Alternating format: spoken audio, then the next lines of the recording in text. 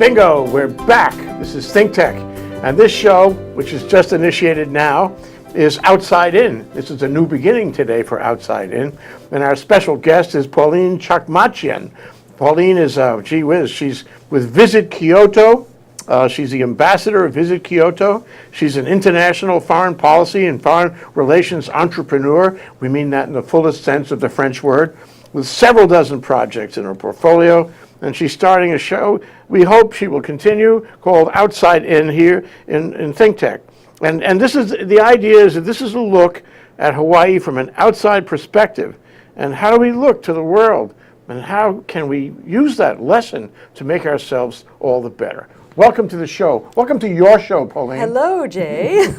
Interesting to be a guest on one's own show, but yes. So, yes, well, that's the way we begin. We always do that. Yeah. So, query, what is your training background? Give us a short biographical sketch, okay? Sure. Well, I was born in California. I lived in central London for quite some time. I visited Japan quite a lot, so I'm very familiar with that country in particular, as well as England. And I hibernate usually during the winters here in Hawaii. Okay. One of the most beautiful places on earth. Yes. And just a little bit about my background. I'm involved in a number of business-related projects, as you mentioned. And I'm also a professional public speaker on various aspects of British and Japanese history and art and culture. And I am a Visit Kyoto ambassador. I'm one of 50 such ambassadors. What is it to be a Visit Kyoto ambassador? It's to encourage those visitors to Japan to spend as much time possible in the old capital of Japan, which is Kyoto. You like Kyoto, don't you? I love Kyoto. So it's one of the most beautiful cities in the world. And it's referred to sometimes as the 1,000-year capital because it was the capital of Japan for over 1,000 years. You know Shinmosen Street in Kyoto?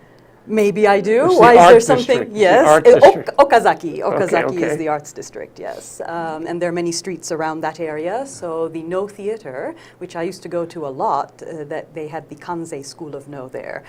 They just turned it into an opera house. So I'm looking forward to seeing that. That's one of the most recent developments in the art district there. I'm glad you've been. Thank you very much for coming. Well, I want to know now about your entrepreneurial activities in foreign policy and the like. Oh, well, Zaf was being very generous in his description of me, but I deal mostly with 4 continents. So it's Australia, the biggest island and the smallest continent, as they say, Asia, Europe, and North America. And the projects I deal with range in terms of what they are. So sometimes they are scientific related things, sometimes it's related to property, sometimes it's related to retail. So it depends on the individual project. And most of my public speaking activities, I do regular lecture tours when I'm invited to New Zealand and Australia. So I love Australia very much, and we're going to probably talk about that in a little bit as well. So yeah. Yeah, now when you go and speak, what do you speak about and to whom do you speak? Well, one of my academic specialisms is Freemasonry, which is a part of 18th century British intellectual history.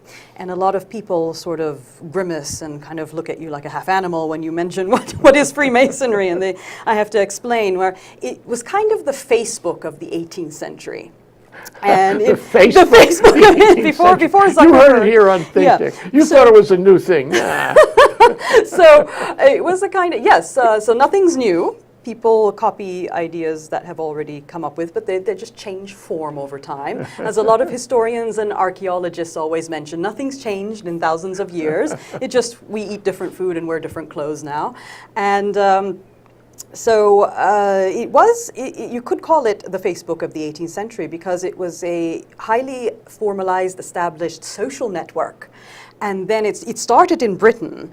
And there is some academic debate as to whether that was actually Scotland or England, but I'm not going to, we don't have time to get into that now.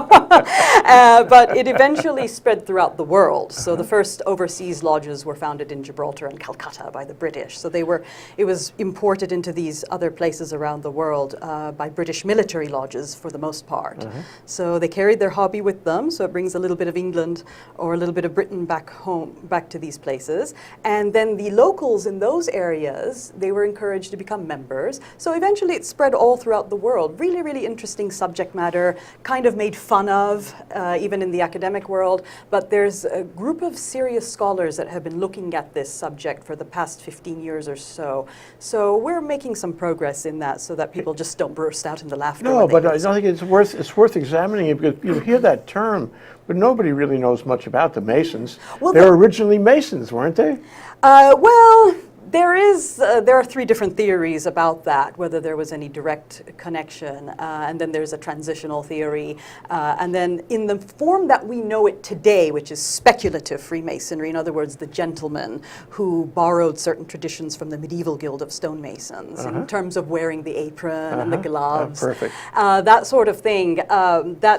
It's more of that Facebook that I'm referring to. It's a formalized network of meeting places, and this really skyrocketed in the 18th century, because I always explain to people, everybody romanticizes certain periods of time in history. So I personally like the 18th century, but a lot of people romanticize medieval times, for example.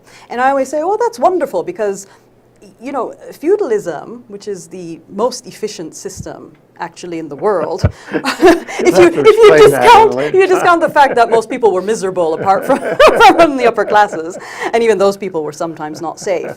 But feudalism is an extremely efficient system because everybody knew their place and you didn't have a confused middle class. And the Japanese had this system for a while too, borrowed from Chang'an in China. What did they call it in Japan? Well, it's just Feudalism. the daimyo. Daimyo is the feudal lord. So, and then you have the warriors and this sort of thing. And farmers, interestingly enough, were the third most important category because you had the emperor and the nobility up at the top. And then the next most important people were the warriors, the samurai. And then the third most important people were farmers because they produced food for the nation. And then you had the artisans, the people who made the pottery and things that people utilized for practical purposes or ornamental purposes. And then the lowest of the low was the merchant, because he was considered a parasite, because he didn't produce anything of his own, but made money off the efforts of a money lender. Yeah, is what he right. was. That's right. So it wasn't just certain nationalities in Europe that had that moniker, but it happened in Japan as well. Yeah. So yes. So you speak to Masons or about Masons? I discuss what they do, and I find them interesting not only for the artwork that they've produced. There's beautiful Masonic artwork in terms of glassware, regalia, jewelry, and these are all very, very beautiful items that are crafted with Masonic symbolism. But what I find interesting on the social level is that they were an experiment. It was designed to promote tolerance of other people's opinions, especially in the arena of politics and religion, because these tend to be the two subjects that divide people the most. And the Masons were not a religious organization, right? Well, they're sort of, we say quasi-religious, please because tell us. it depends on the system of Freemasonry, because they're unlike the conspiracy theories that are out there in the world. There isn't one governing body that is international, that controls all the Masons in the world.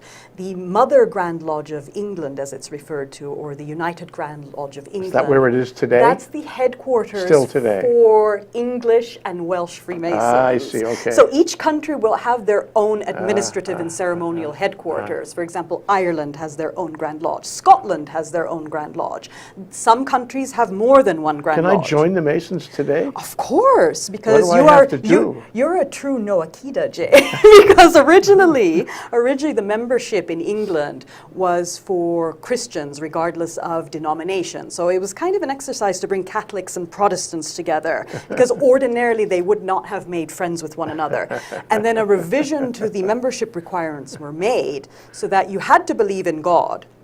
But then But it was a true non-denominational Noakita, God. a true Noakita could then become a Mason. Noakita, so what's that a Jew. word? So Jewish Noakita, people. okay. Yeah. So a Jewish person could then become a Freemason. And then as it spread throughout the world through the military lodges that I mentioned before, then you have Muslims, Hindus becoming members. So in the British system, in the Grand Lodge of England and Wales, there is a requirement for belief in a supreme being, but it is vague as to what that is. is. It's Yeah, whatever yeah. God is to that Yeah. individual Well, that's person. good, because it came up at a time when people would, cut your head off if you weren't the right religion. So they were saying any religion will do. This is a good thing. It was shortly after all that bloody nonsense. But it's also interesting because the French they were the first to break away from that religious requirement. So in certain French Grand Lodges, atheists can become members. So it depends on the system in each country, and some countries have more than one system, like the French. So the other thing that I think If I'm a is... Freemason in Britain, am I automatically a Freemason in France? Are there reciprocal rights? There can, and it depends on the Grand Lodge, because certain Grand Lodges in France are reciprocal, or in amity, as they say, with the United Grand Lodge of England, and others are not. So you have visitation rights in the ones that are in amity with UGLE, ugly, United Grand Lodge of England. And the other thing that's interesting about Freemasonry is that it not only promotes this kind of tolerance of other people's opinions over very serious subjects, because you couldn't talk about politics and religion during the lodge meetings. So it was encouraged to cultivate that tolerance both outside and inside the presence of these people, the fellow members. So interesting, because that's part of the naval service, In the wardroom, yes, the classical model is you don't talk about politics or religion in the wardroom. Anything else is okay. And that's because there was a time in England you couldn't move up the ranks in the Navy unless you were a Freemason. Interesting. Yeah, so there's a lot of Freemasonry in the military. In military history, there's a lot of it. So why do they say Freemason? Free from what? Well, it refers to the fact that sometimes people view medieval guildsmen or craftsmen as a lower class person. But actually, you didn't have the concept of the lower classes until the Industrial Revolution. Actually, an artisan or somebody capable of crafting some beautiful object or some useful object, like a saddler, a pewterer, a butcher, for anybody who had a skill, they were somewhere, I think they probably might be considered something in between lower and middle class. The British are obsessed with class. It'd be someplace in there, but they had actually a high level of esteem in the society because people couldn't live without the things they produced. Yeah. So in the sense of the stonemason, he was free to go work on a building site because the stonemasons were responsible for the construction of complex structures like castles and cathedrals in Europe. But he was very important because they named the organization after him. Well, the origin of the word Freemason there are some different theories on that. But all you need to know for purposes of the gentlemen who borrowed those traditions is that they are referred to as speculative Freemasons as opposed to operative Freemasons. Got it. So operative Freemasons are the medieval stonemasons, and then the speculative ones are the Why did you get into this, Pauline? Well, from what I was told, my grandfather was a Freemason, and when I asked what that was, because I'm always very curious, one's grandmother can't explain what that is because even the wife didn't know. Are there women who are Freemasons? Yes, there are, but again, once again, it depends on the system. Okay. So the French are big on that because not only do they, in certain of their grand lodges, do they accept atheists as members, but also women. Even there is one grand lodge called Grande Loge Féminine de France, so you can tell. Féminine de France, so you can guess who's members there. And so it really depends on the system, but the original requirements were belief in a supreme being, G, okay, God in the British sense, géométrie in this other alternative French sense for some of the grand lodges in the French nation. And you had to be male. And you had to be at least 21 years of age, but there are a few exceptions to that general rule. For example, if you were a Lewis or a son of a Mason, then you have a special dispensation to apply at the age of 18 instead, because there is a tradition in the family of membership. Is any of this secret? I always thought there was a secret aspect to the Masons. No, I'm afraid if you just go on YouTube, there are people who are putting recordings of ceremonies on there. Good. Happy to hear that. So nothing's a secret because I'll tell you why.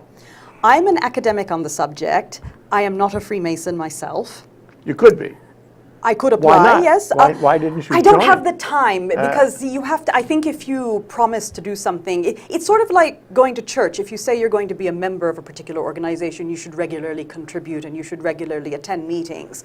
And I don't have time to do that because I travel a lot. So I wouldn't want to say I'm going to do something and renege on my We have promise. time constraints too, you know, Pauline. Yes, they do. About this time in every show, we take a break. Oh, good. So we're going to take a break, and we're going to come back, and we're going to find out what else you're lecturing about, how it connects up with art and culture in the modern day world, and in the Commonwealth countries that you visit, and in Japan, of course. We're also going to find out what you mean by outside in. Whoa, we're going to learn a lot of stuff. Aloha, this is Keli'i Akina with the weekly E Hana Kako. Let's Work Together program on the ThinkTech Hawaii Broadcast Network, Mondays at 2 o'clock p.m. Movers and shakers and great ideas. Join us. We'll see you then. Aloha. Hello, I'm Crystal from Quack Talk. I've got a new show here. You've got to tune in. Check out my topics on sensitive, provocative female issues. So, Tuesday mornings, 10 o'clock. Don't miss it. It's going to be fun and dangerous. Aloha, my name is John Waihe'e, and I actually had a small part to do with what's happening today. Served actually in public office. But if you don't already know that, here's a chance to learn more about what's happening in our state by joining me for Talk Story with John Waihe'e every other Monday. Thank you, and I look forward to your seeing us in the future.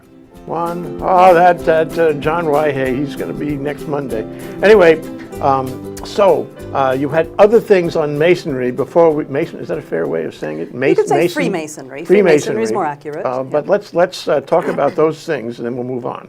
Yes, so the first thing was it promoted tolerance between, and still does promote tolerance regarding the opinions of others. So that's a very important thing. We want to listen to somebody even though we don't agree with them necessarily. And the second thing it does is it cultivates introspection. So it encourages people to look at oneself. How can you improve yourself? And that's the third part. It encourages self-improvement as well. So in other words, regardless of what your current state of education is, try to always do something to better yourself. You know, instead of just That sounds like a core point. Yes. I mean, this is the way the tradesmen got together and elevated themselves to a higher status in the society, am I right? Well, I mean, they already had that status regardless of whether or not they were members of a guild. That was just part of the way the work operated. But not everybody in the guild was a mason.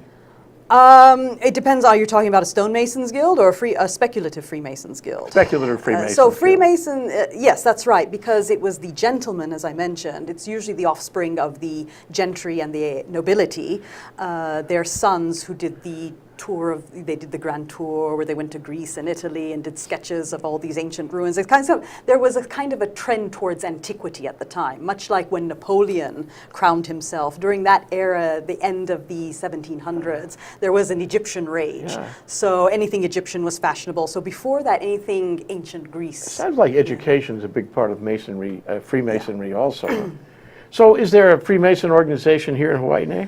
Yes, it's virtually everywhere in the world except for places where it's specifically forbidden, for example, Saudi Arabia, because they associate it with Sufism or the mystical branch of Islam. So they look upon Freemasonry with suspicion, not only because it's a foreign entity, but also because anything that encourages somebody to think on their own, that kind of thing. Undermines their system. Yes, yeah. But other Arab countries, other Muslim countries do have Freemasons? And even in Saudi Arabia, I have heard from Masons that even though it's not formally allowed, they do meet in secret. So you just need a meeting room and the people who are the members, and you have your discussions. Is there a ceremony like the Rotary Club? Yes, they ring a bell at the beginning? No, they play an organ. Slightly different, but similar concept.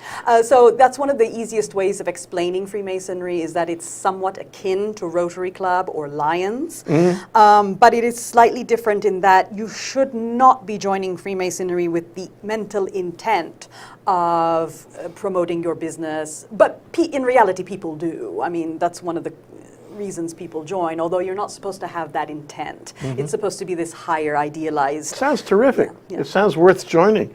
But now, we introduced you as a person who's international foreign policy and foreign relations entrepreneur, which is a really interesting way of characterizing it. And I wonder, certainly how much of your time, how much of your intellectual product is involved in Masonry, Freemasonry, versus other things, and what are the other things? Oh, well, I'm only talking on Freemasonry when I get invited to do so by an organization, and it's mostly related to Masonic art and what they do, because a lot of the particular organization in Australia, for example, that invites me, they're largely composed of people who are interested in the arts, and they tend to be female dominant, and a lot of them have husbands or male relatives who are or were Freemasons. They're always curious, much like myself, what those people were up to. So I explain what they do.